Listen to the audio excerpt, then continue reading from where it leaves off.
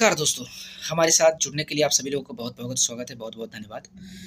क्योंकि दोस्तों आज जैसा कि आप सभी लोगों को मालूम है कि आज हम लोग क्या करते हैं मिलकर जो हाल-फिलहाल में जो घटी घटनाएँ हैं दोस्तों, हम लोग उस पे चर्चा करने का काम करते हैं, उस पे बात करने का काम करते हैं। उसी क्रम में हमारे पास आज एक बहुत ही महत्वपूर्ण घटना है जिस पे हम सभी लोगों को बात करना बहुत ज़रूरी है। क्योंकि आज हम लोग जो बात करेंगे दोस्तों, आज हम लोग नीति आयोग के बारे में बात करेंगे। नीति आयोग का कहा जा रहा है कि पुनर्गठन हो रहा है दोस्तों, पुनर्गठन हुआ है, फिर से उसे बनाने का काम किया गया है। उसमें क्या-क्या बदलाव आए हैं, किनको किस चीज़ की किस तरीके का ज़िम्मेदारी दिया गया है दोस्तों, इस पे भी हम लोग बात करने का प्रयास करेंगे। इसको भी हम लोग समझने का प्रयास करेंगे कि किनको किस तरीके के क्या-क्या बदलाव देखे गए। नीति आयोग का क्या काम होता है, क्या प्रोसेस होता है, नीति आयोग क्या करती है, इसका गठन कब किया गया, अभी जो हाल-फिलहाल में है, इनके सदस्य कौन-कौन हैं दोस्तों, इसके बारे में हम लोग डिटेल बात करने का काम करेंगे। पहले जान लेते हैं कि इसके प्रमुख बिंदु क्या-क्या है, जिस पे हम सभी लोग को बात करना है, जिस पे सभी हम लोग को ध्यान देने का काम करना है। इसके प्रमुख के रूप में आ रहे हैं, केंद्र ने नीति आयोग का किया पुनर्गठन, ये पहला पॉइंट है जिस पे हम लोग बात करेंगे। दूसरा पॉइंट है नीति आयोग में किनको कौन सी जगह मिली है, इस पे हम बात करेंगे। तीसरा पॉइंट, नीति आयोग के अध्यक्ष कौन है, उपाध्यक्ष कौन है, पूर्णकालिक सदस्य कौन है और किनको पदेन सदस्य बनाया गया, इस पे भी बात करेंगे हम लोग। नीति आयोग क्या होता है, इसका गठन कब किया गया है दोस्तों, इसके काम और नीति आयोग के कार्य क्या होते हैं, इस सभी मुद्दों पर हम लोग बात करेंगे दोस्तों। तो पहला जो बिंदु निकल कर आ रहा है, कहा जा रहा है केंद्र ने नीति आयोग का क्या पुनर्गठन, यानी फिर से इसे गठित करने का काम किया गया है दोस्तों मोदी सरकार द्वारा। आइए इसके बाद क्या कहते हैं, केंद्र सरकार ने नीति आयोग का पुनर्गठन कर दिया है दोस्तों। उसके अध्यक्ष के रूप में प्रधानमंत्री नरेंद्र मोदी जी का नाम है, उपाध्यक्ष के रूप में के बेरी जी का नाम है, पदेन सदस्य के रूप में कृषि मंत्री शिवराज सिंह चौहान जी का नाम है, पूर्वकालिक सदस्य के रूप में doctor B K. Saraswat, professor Ramesh Chandra और डॉक्टर बी.के. पॉल और अरविंद बिरमानी जी का नाम है दोस्तों। नीति आयोग के पदेन सदस्य कौन कौन हैं, उनमें किनका नाम आता है, इसकी जान लेते हैं। ये पूर्णकालिक सदस्य वो होते हैं जो परमानेंट, एक तरीके से परमानेंट जो सदस्य होते हैं उनको पूर्णकालिक कहा जाता है। जो पदेन सदस्य होते हैं जो परमानेंट नहीं होते, टेम्पोररी होते हैं, जो समय के साथ बदलते रहते हैं, लेकिन इनकी भी भूमिका और इनका जो सलाह होता है एक तरीके से अहम माना जाता है दोस्तों।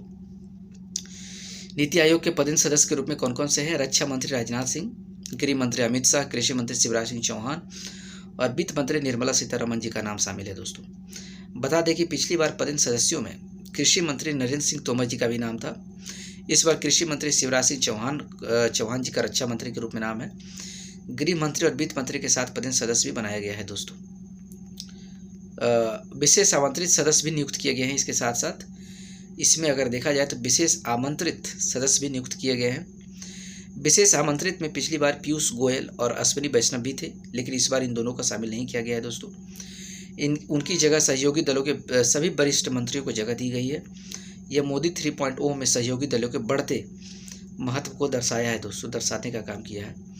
नीति आयोग क्या है, इसके बारे में बात करते हैं। इसका फुल फॉर्म क्या होता है। नीति आयोग को कहा जाता है national institute for transforming India, India को ट्रांसफॉर्म करने के लिए नेशनल इंस्टीट्यूट है एक तरीके से दोस्तों। इसका गठन 1 जनवरी 2015 को केंद्रीय मंत्रिमंडल के एक प्रस्ताव के माध्यम से किया गया था दोस्तों। इसे योजना आयोग के स्थान पर बनाए जाने का काम किया था, यानी कि इसके पहले योजना स्थान हुआ करता था, उसकी जगह अब नीति आयोग हुआ करता है दोस्तों। यह भारत सरकार का नीति से संबंधित प्रमुख थिंक टैंक है, यानी कि भारत की नीतियों से संबंधित, यानी कि भारत के जो प्रमुख नीतियाँ होती हैं उस पर ये प्रमुख रूप से विचार करने का काम करता है, डिसीजन लेने का काम करता है, एक तरीके से सलाह देने का काम करता है दोस्तों, यानी रिसर्च करने का काम करता है एक तरीके से अगर कहा जाए तो। यह सरकार को निर्देशात्मक और नीतिगत इनपुट प्रदान भी करता है। यह राज्यों को राष्ट्रीय हित में एक साथ कार्य करने के लिए प्रोत्साहित करता है, जिससे सहयोगी संघवाद को बढ़ावा मिलने का काम होता है दोस्तों। इसकी जो शासी परिषद की अध्यक्षता हमारे माननीय प्रधानमंत्री नरेंद्र मोदी जी करते हैं, अभी हाल फिलहाल में है। ऐसे माननीय प्रधानमंत्री जी को ये अवसर दिया जाता है, जिम्मेदारी दी जाती है। परिषद में सभी राज्यों और केंद्र शासित प्रदेशों के मुख्यमंत्री और अन्य केंद्र शासित प्रदेशों के उपराज्य भी शामिल होते हैं, यानी परिषद में सभी राज्यों और केंद्र शासित प्रदेशों के मुख्यमंत्री और अन्य केंद्र शासित प्रदेशों के उपराज्यपाल भी शामिल होते हैं दोस्तों। नीति आयोग का गठन प्रक्रिया क्या है, इस पर बात करते हैं। नीति आयोग की क्षेत्रीय परिषदें क्या क्या है, यानी कि जो डिसेंट्रलाइज है, जो सेंटर से बाहर होकर जो काम करने का काम करती है। नीति आयोग ने विशिष्ट क्षेत्रीय मुद्दों को संबोधित करने के लिए जो इम्पोर्टेंट है, यानी डिटेल में जो एक तरीके से सेंसिटिव मुद्दे हैं उनको संबोधित करने के लिए 5 क्षेत्रीय परिषदों की भी स्थापना की है। ये परिषदें हैं उत्तर पूर्व क्षेत्रीय परिषद, एक आता है उत्तर क्षेत्रीय परिषद और मध्य क्षेत्रीय परिषद, पश्चिम क्षेत्रीय परिषद, दक्षिण क्षेत्रीय परिषद। ये 5 आते हैं दोस्तों, जो इनका सदस्य के रूप में काम करते हैं, इनके सब्सिडरी के रूप में काम करते हैं। नीति आयोग के कुछ प्रमुख पहले हैं जो नीति आयोग द्वारा किया गया है दोस्तों, क्या क्या है? समग्र जल प्रबंधन सूचकांक ये तैयार करते हैं। वाटर मैनेजमेंट इंडेक्स, स्कूल शिक्षा गुणवत्ता सूचकांक यानी स्कूल एजुकेशन क्वालिटी इंडेक्स, स्वास्थ्य इंडेक्स ये इनके द्वारा जारी किया जाता है। भारत नवाचार सूचकांक यानी Bharat innovation index, women transforming India awards भी आदि ये लोग प्रयोजन करने का काम करते हैं, आयोजित करने का काम करते हैं दोस्तों। नीति आयोग का कार्य क्या है, इस पर एक नज़र डालते हैं।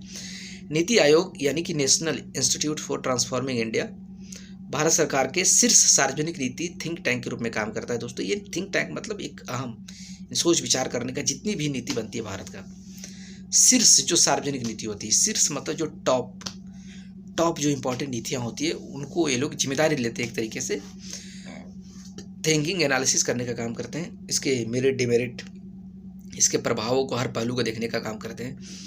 इनके कार्यों में 15 वर्षीय रोड मैप शामिल है, 7 वर्षीय विजन शामिल है, रणनीति और कार्य योजना भी शामिल है, अमृत शामिल है, डिजिटल इंडिया, अटल इनोवेशन मिशन, चिकित्सा शिक्षा सुधार जैसे, कृषि सुधार जैसे महत्वपूर्ण योजनाएं इनमें शामिल है दोस्तों। आज के सेशन में इतना ही था, बाकी बातें अगले लेक्चर में करेंगे दोस्तों। हमारे साथ जुड़ने के लिए आप सभी लोगों को बहुत बहुत धन्यवाद। ये बहुत ही अहम बात थी जो मैंने आप लोगों के साथ डिस्कस किया।